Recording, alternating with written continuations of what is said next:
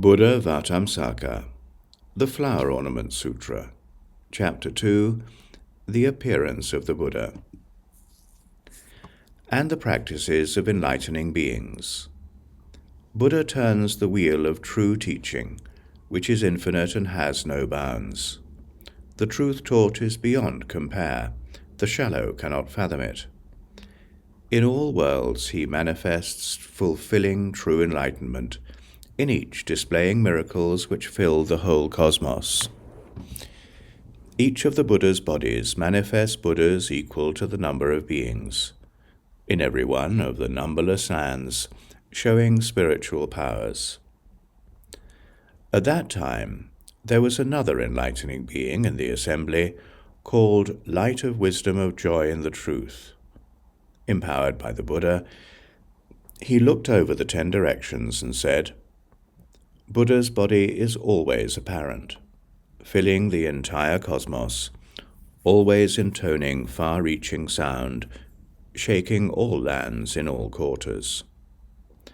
Buddha manifests bodily everywhere, entering into all worlds, revealing occult spiritual power according to the inclinations of beings.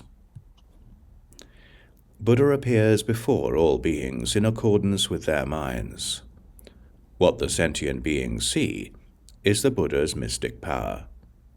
His radiance has no bounds, and his teaching too is infinite.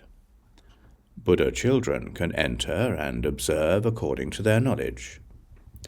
The Buddha's body has no birth, yet can appear to be born. The nature of reality is like space.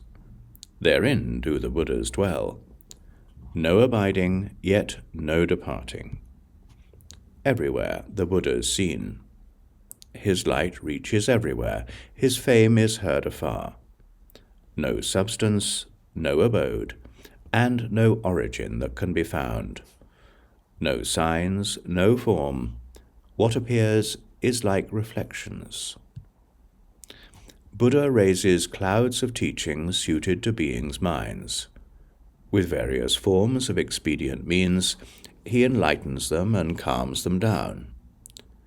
In all worlds is Buddha seen sitting on the enlightenment site, surrounded by a great congregation, illumining all lands.